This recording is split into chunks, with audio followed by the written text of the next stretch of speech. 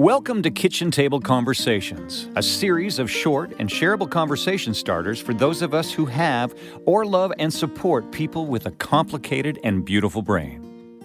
Here's your host, Angela Geddes. Hi, everyone, and welcome to another edition of Kitchen Table Conversations. I'm your host, Angela, and I just wanted to say thanks again for tuning in with us today. As many of you know, I have a very particular interest in uncovering and supporting and preventing some of our more hidden mental health and learning conditions. And in particular, I am interested in reducing both the incidences of and the impact of prenatal substance exposure, prenatal alcohol exposure. So I have a lot more experience and understanding in the area of prenatal alcohol exposure, but I also know that alcohol is not the only cause of some of the things that we are experiencing. And oftentimes where there's alcohol, there's cigarette smoking. Oftentimes where there's alcohol, there's other substance use. And oftentimes when there's alcohol, it could be because people are struggling with addictions and mental health issues, which also contributes to the genetics and, what's going on with our developing babies. So I guess the bottom line here is that it really is complicated, but messaging still needs to be very, very clear around the risks associated with even small amounts of alcohol use during pregnancy. So I will continue, and substance use during pregnancy. So I will continue to really try to share that message as clearly, as concisely, as compassionately as possible. But I do really believe that this is a topic that absolutely needs to come home to our kitchens for more conversations. So I was out on the weekend with my husband, who was performing in Sault Ste. Marie and in North Bay with Beverly Mahood and Tegan Gaze, and it was an amazing show. But as always, we get involved in conversations. People are interested to know what I do for a living too, and it doesn't take very long before we're engaged in a really interesting conversation around the risks associated with, things that interfere with our pregnancies, such as alcohol and that kind of thing. And I just can't get over how many people are stunned with the understanding that even small amounts of alcohol prior to the pregnancy being confirmed, how that can really make a difference and can lead to a full diagnosis of fetal alcohol spectrum disorder. Because according to our Canadian guidelines, the criteria for alcohol use to allow you to move forward with the very limited multidisciplinary team assessments that are available globally, but certainly here in Ontario, the criteria for alcohol exposure is only 2 binge drinks during the pregnancy, and that a binge drink may sound like a lot of alcohol, but what we're talking about is 4 drinks, maybe 3 drinks, maybe 2.5, depending on the size of the drinks. Again, I refer you back to, standard drink measurements. So it's very different. So a standard drink is 1.5 ounces of hard alcohol, compared to 5 ounces of wine, for example. So check that out to enable you to be able to do the math. But I guess what I'm saying is that 2 8-ounce glasses of wine would be considered, or 2 9-ounce glasses of wine would be considered a binge drink, because they're essentially 4 glasses of standard size glasses of wine. So it's not hard, I guess, is what I'm saying, for people who consume alcohol to meet that criteria. And then it's also 7 drinks within a week's period. And I don't think that that's very hard for people to do either, especially when we understand, how much alcohol is such a big part of our culture. So again, just stunned with how many people are stunned with some of this information. So I do encourage you to bring it back to your own kitchen tables. But I have to address, again, the stigma that's attached to this. It's real. And I see it every single day. I see adoptive parents who are concerned about people understanding that their children's difficulties are a result of their alcohol use. So they feel really, really conflicted by even acknowledging that the family is an adoptive circumstance. So, that cuts against the grain of what they truly believe, in that their family is their family and this is my child, and I don't need to make reference to the fact that my child is adopted, except when people may assume that my alcohol use resulted in these difficulties that we're experiencing in the school system, for example, or within the community. So such a terrible place to be when you have to, or you feel obliged to disclose information around your family constellation for fear of bias and stigma. And then we also have biological families who are moving on from possible what they perceive to be mistakes made in their past, or maybe they struggled with mental health and addictions and had an unplanned pregnancy that was impacted by their alcohol consumption. I mean, this is nobody's fault. But yet, when you are labeled with the diagnosis fetal alcohol spectrum disorder, that kind of carries. This is really a whole family condition. And so it follows the parents and the individual forever and ever. So there's been some discussion lately around the name of the condition, which for many seems kind of inherently stigmatizing, and whether or not we should consider more generic terms that do include other things that contribute to optimum prenatal health. And I don't know, I think that there's been a lot of work done to try to help raise awareness in the fetal alcohol spectrum disorder community. There's been a lot of work to reduce the stigma. There's been a lot of work aimed at prevention initiatives to make sure that pregnancies are as healthy as they can be. But unfortunately, many of these efforts are not yielding the results that one would expect. So, in fact, again, people are stunned to learn that the drinking rates within pregnancies is actually on the rise. And the number of people who are struggling with the effects of prenatal alcohol exposure far outweigh our current capacity for fulsome assessment services. We know that. I've talked about it in this podcast before. I'll just remind you that in Canada, we have 1.6 million Canadians who would qualify for the FASD diagnosis, but less than 2% of them will have access to an assessment.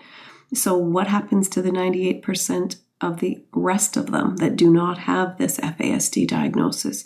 So are we suggesting or requesting or mandating that people get an assessment for fetal alcohol spectrum disorder in order to get the services that they need, but then all the while realizing that 98% of them will not get that assessment?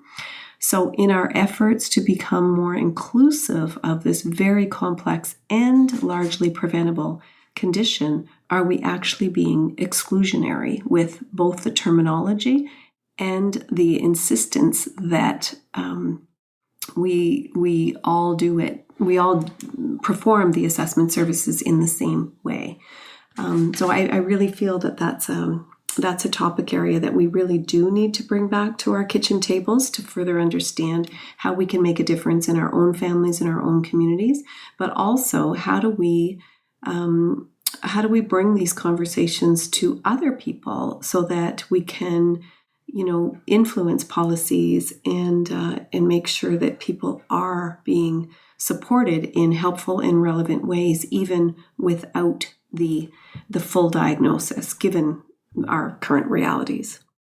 So like everything else, it is complicated. On one hand, I think that we need to move forward and really push for consistency, really push for everyone to be using the same terminology so that it is clearer and better understood. But on the other hand, I'm realizing that I don't think that's ever really going to be possible. And it certainly isn't going to be possible in the next foreseeable future. And what I see every day in my practice are people with very complicated and beautiful brains that may or may not be impacted directly by alcohol and other substance exposures, but there's intergenerational stuff that's going on. We're now learning more about epigenetics, where fathers' alcohol consumption is known to contribute to facial features in the offspring. So this is huge. This is not just about women's alcohol use during pregnancy. This is about intergenerational stuff and some genetics that are being passed on, whereas many years ago we didn't even think that was possible. So once again, it is very complicated, and I have always said, and I will continue to say in the trainings that I offer, that I really don't care what causes the problems. It could be tomato soup, or it could be sour milk, or it could be alcohol. The only reason why alcohol matters in this equation is for us to learn from it and to make sure that we do our best to prevent it from happening in the future. That's it. Once people are here, we need to do what we all say we do, which is meet people where they're at and offer them helpful and relevant supports.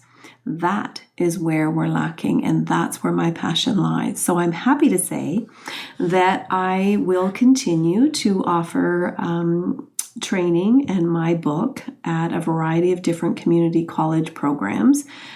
This month I'm heading to Fanshawe here in London and Woodstock to teach their child and youth worker students, who all have my book as a required read. So I'm pretty excited about that. And I'm pretty amazed at the feedback and so inspired by their interest and their surprise with the startling statistics and with what we learn in that very short time frame. And the feedback that I'm getting about the book and how it's really imprinted them in a really good way that's beyond what they've typically heard about fetal alcohol spectrum disorder. So my training really brings it home and helps people to understand what it might look like even within their own communities, because as I've said before, FASD is in all of our circles, professional and personal. So that's, I think, really important to understand and once again bring back to our kitchen tables.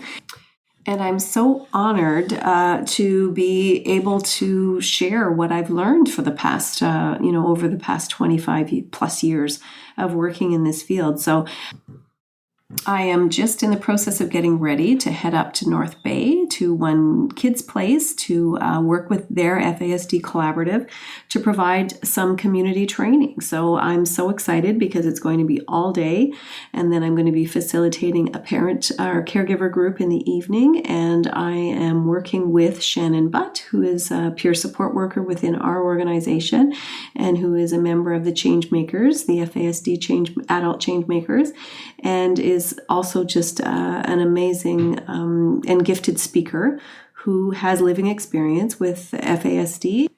And she's going to tell her story and help the participants understand the implications of prenatal alcohol exposure like only somebody with living experience can. So we're pretty excited about that. She's also going to help me co-facilitate the parent and caregiver session as well, so that parents can see, what kinds of things have been helpful to her and what kinds of things have left her feeling a little bit stuck and a little bit misunderstood, and ways that we can work together to make sure that people reach their potential. So we're really excited about doing that. And I'm also then heading up to Port Huron to do a full day training up there as well with their FASD collaborative. That's going to be happening on October 17th. On October 22nd and 23rd, I'm participating in the London Region FASD conference, where I'll be leading a panel or moderating a panel of people with lived experience, because once again, I think that providers need to hear directly from families what is working and what is not, and what we could be doing to build once again, a more inclusive social welfare system across the board. And then let me just see, where are we at? Then on November the 5th, I'm heading to Brantford to do another full day training. So I'm I'm just so honored that people actually want to hear what I have to say, because I've been working at this for a long time, and I really do believe that I have important messages to share in a way that makes it, make sense. And I'm always wanting to really leave people with the feeling that there's hope and there's opportunity, and it's up to us to grab it. And I really do believe that when we know better, we can do better. And once we learn this stuff, we can't unlearn it. And, all of us in the helping profession go to work every day bound and determined that we're going to make a difference in people's lives.